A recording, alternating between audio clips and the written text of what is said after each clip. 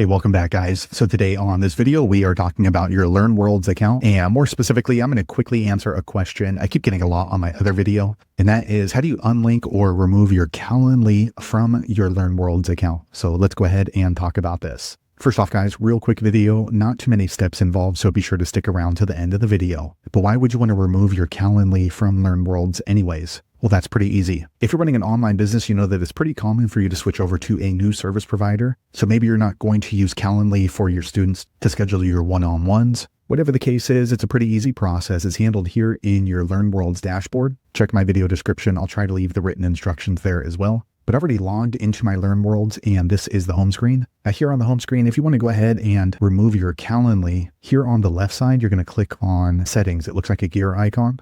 Once you do that, you're going to see a drop-down menu and you want to click here, integrations. But once you do that, you're going to see another drop-down menu here on the left and you want to click on this button here, live sessions. Once you click there, you'll see these four options here at the top and you want to click on Calendly. Okay, once you click on Calendly, you're going to see your Calendly email right here, connected account. And off to the right of your email, you're going to see a turquoise button, disconnect. Go ahead and click on there. Okay, next you're going to see this warning. They say that by disconnecting your Calendly account, all the learning activities that are one-on-one sessions connected with this Calendly account will be affected and your learners will not be able to schedule their sessions. If you're okay with that, click on disconnect. Okay, quick second later, you're going to see a little turquoise pop up here on the bottom right. It went by pretty quick, but basically it just says that you've removed your Calendly account. So now my students can no longer schedule a one-on-one using my Calendly unless I come back in here and re-add it. So there you have it, guys. If you're wondering how to disconnect or remove your Calendly from your LearnWorlds, that's the easiest way I know how to do it. If you know an easier way, be sure to leave a comment below. Let the rest of us know how you did it.